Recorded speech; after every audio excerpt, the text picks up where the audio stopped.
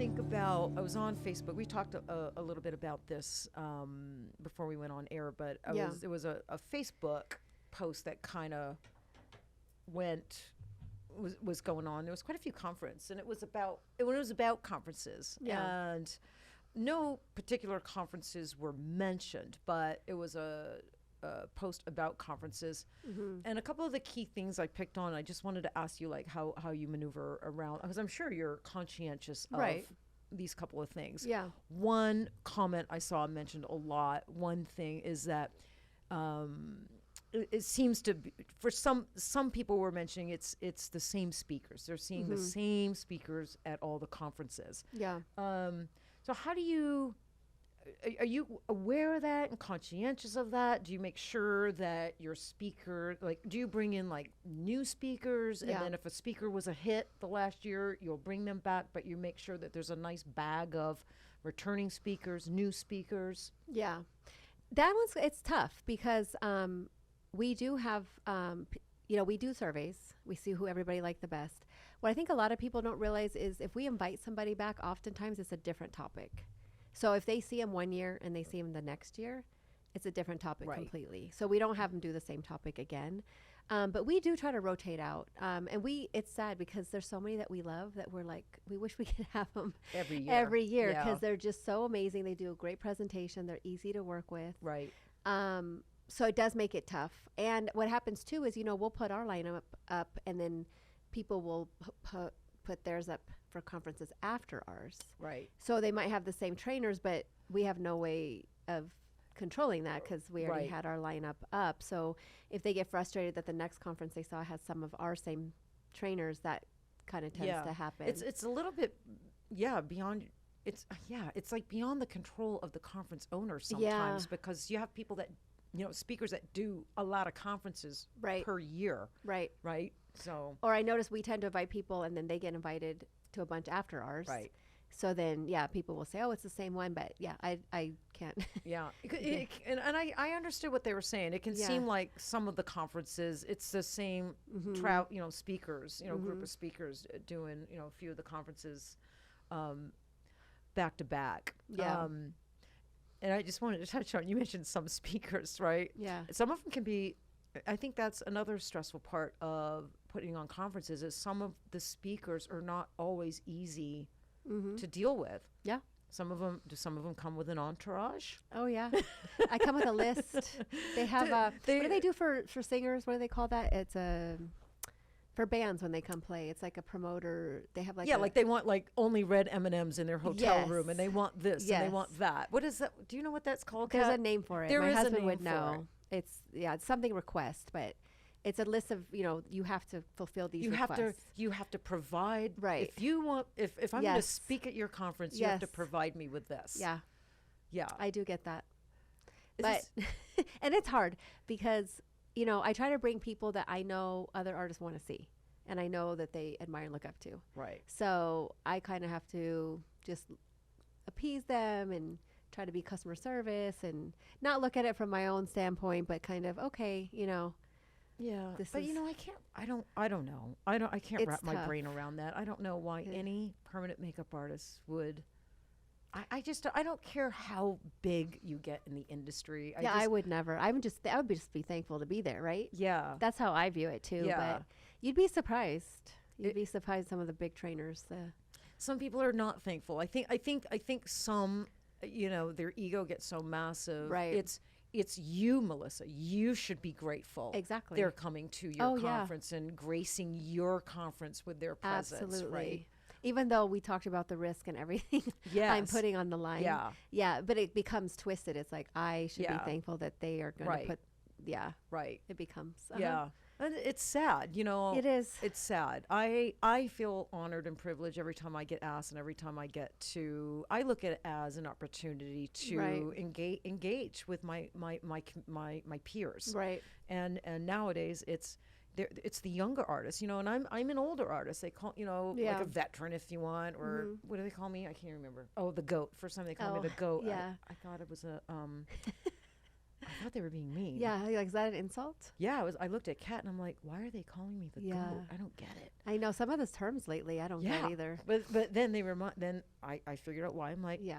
oh, okay. It was a compliment. Okay, that's a cool. good thing. The goat. The goat. And then like they call Tom Brady the goat. I'm like, okay, that's cool. Yeah. But I don't know. I think 22 years in this business, I'm still getting asked.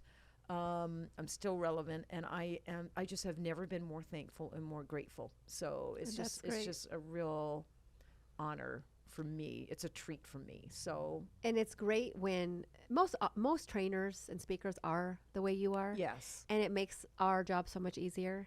But it also creates that environment where everyone's so happy, because that kind of portrays their personality too when they're socializing. Some of them are unapproachable. Right. Yeah, they're not approachable. Right. Yeah. And so we try to bring everyone that is. Right. And especially, I feel like coming to the U.S., coming to America, it's a big deal. Right. It's a big deal when you're from other countries that you're speaking in the U.S.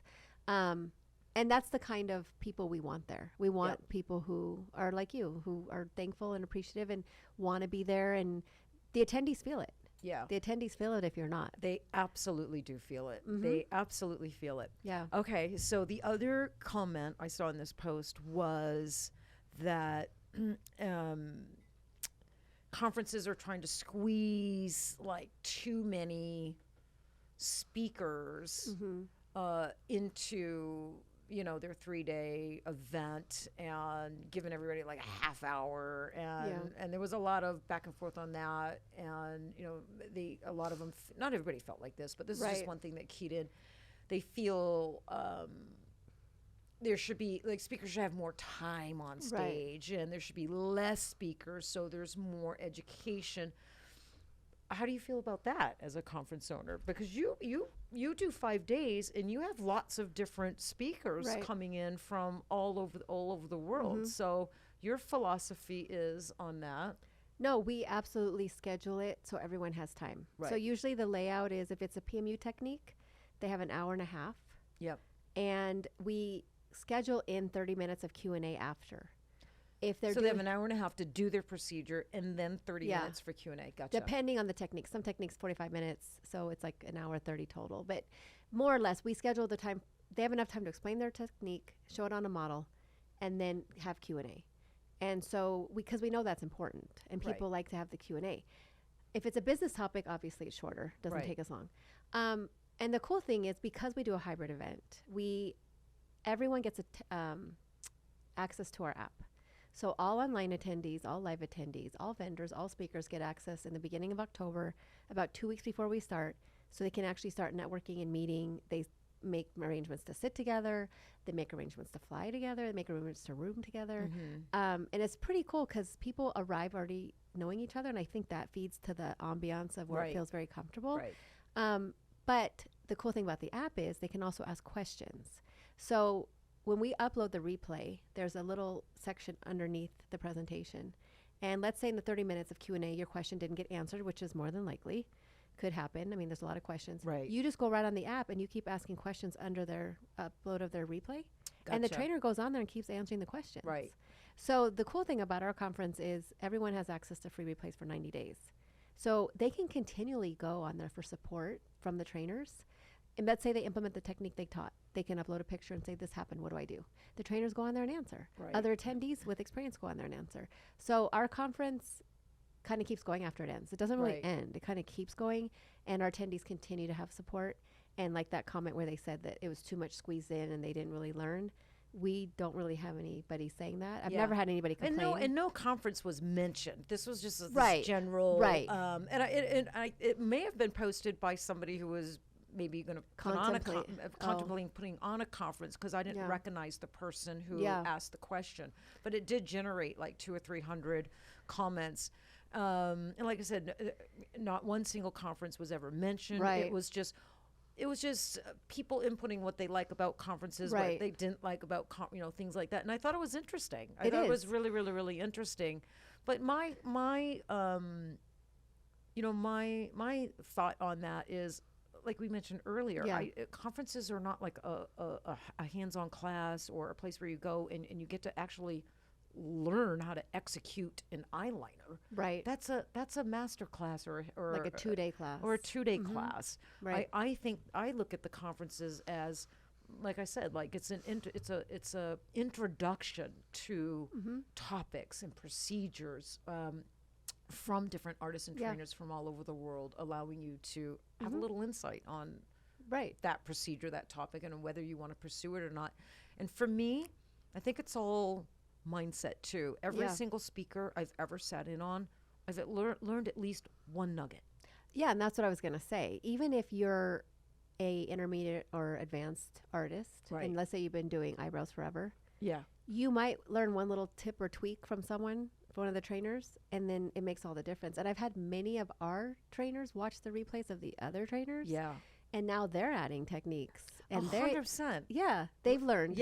Right down to just numbing or just one little thing that can take 10 minutes off your procedure time or help with healed in retention, something like that. Just these little nuggets. You know, it's the little things that matter. The little things add up. They absolutely do. And I tell people, you got to think in that room. We have beginners, we have intermediate, we have advanced. But in that room of people on the app, that support group, you have years and years of experience and mistakes made.